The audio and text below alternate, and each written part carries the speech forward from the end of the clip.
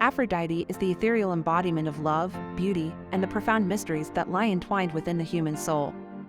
Aphrodite embodies both the allure of sensuality and the transformative power of love. She is the breath that quickens the pulse, the melody that stirs the heartstrings, and the touch that sets the world ablaze. With a mere glance, she unveils the hidden desires that lie dormant within the souls of mortals, drawing them into a dance of intoxicating enchantment. She is a goddess who dances along the delicate precipice of vulnerability, exposing her heart to both the heights of passion and the depths of despair. For love, as Aphrodite knows all too well, is a realm where ecstasy and heartbreak intertwine in an intricate dance. God Hephaestus, with his masterful hands, fashioned works of celestial artistry. Within his forge, sparks danced and embers glowed, birthing creations that dazzle the gods themselves. But in the shadows of his fiery realm, his heart longed for the touch of a love that matched the brilliance of his creations. Their marriage was not happy and harmonious, and they had no children.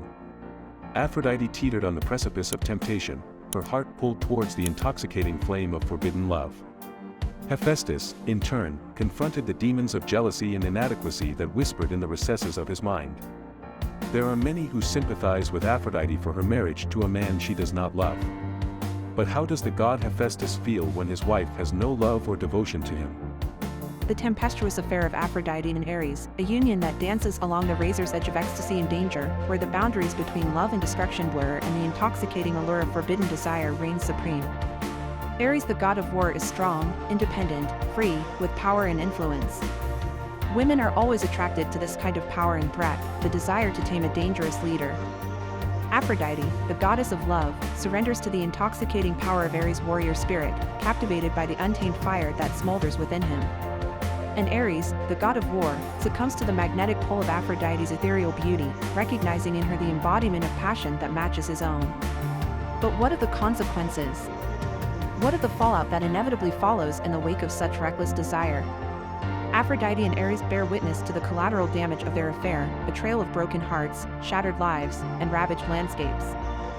Caught in the web of Hephaestus' cunning trap, Ares and Aphrodite found themselves ensnared in the tangible manifestation of their illicit liaison, a net meticulously designed to expose their transgressions.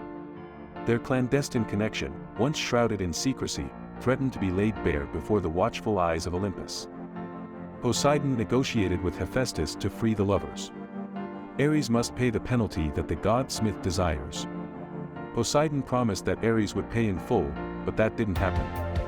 Gratitude surged within Aphrodite's heart, a fervent recognition of Poseidon's daring rescue and his unwavering support. In the wake of their newfound freedom, a profound intimacy blossomed between them, a shared understanding of the risks they had undertaken, and the depths of their desires that had been laid bare. At first, Hermes, with his quicksilver wit and mischievous spirit, found himself captivated by the radiant charm of Aphrodite.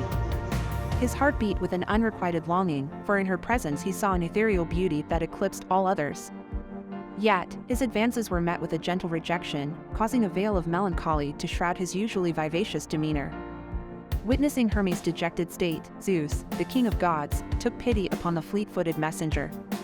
With a knowing smile and a touch of divine intervention, Zeus bestowed upon Hermes a spark of assistance, a nudge from fate to pave the way for a connection to flourish. Over time, Aphrodite beheld in him a profound sympathy, a connection that transcended mere acquaintance. As their communication deepened, the symphony of their connection increased. She found herself drawn to his companionship, discovering a warmth and comfort in his presence that mirrored the fires of passion she embodied. The romance of Aphrodite and Dionysus.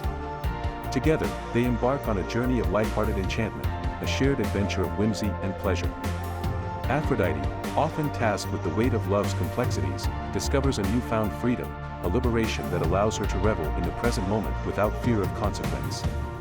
In the company of Dionysus, she learns to let go of worries and immerse herself in the sheer delight of experiencing life's pleasures. It was Zeus, the mighty ruler of the gods, who saw fit to intertwine the fates of Aphrodite and Anchises.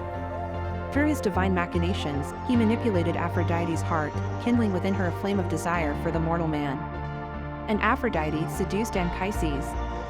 Anchises, caught in the web of Aphrodite's allure, succumbed to the temptations of pride.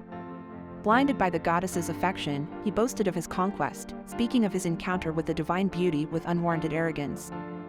As punishment for Anchises' audacity, Zeus struck him with a divine blow, a reminder of the mortal's insignificance before the might of the gods. With the passage of time, Aphrodite's love, once fierce and consuming, dissipated like a wisp of smoke. The illusions that initially bound her to Anchises crumbled, revealing the hollow nature of their connection. What once seemed like an eternal flame of passion was, in truth, a flicker of fleeting desire. Born of mortal lineage, Adonis possessed a rare beauty that transcended mortal bounds. His handsome countenance and captivating charm ignited the affections of not one, but two goddesses. Persephone, touched by his earthly radiance, and Aphrodite, overcome by his sensual allure, both fell under the spell of Adonis' irresistible appeal. The gods, recognizing the extraordinary nature of Adonis, decreed that he would spend 1/3 of the year with each goddess, while the remaining third would be his to choose freely. Yet, in the face of such divine abundance, Adonis was drawn inexorably to the embrace of Aphrodite. Adonis, not only blessed with physical beauty but also with a sensuality that stirred Aphrodite's deepest desires, became the very embodiment of her love. With each passing moment, he seduced her heart and dissolved her in the intoxicating depths of their shared passion. Bound together, they reveled in the ecstasy of their love, heedless of the forces that conspired against them. During a fateful hunt, a wild boar, either sent by the wrathful Ares or the vengeful Persephone, attacked Adonis, inflicting mortal wounds upon his fragile form. The cruel hand of destiny had struck, and Adonis's earthly life was abruptly brought to an end.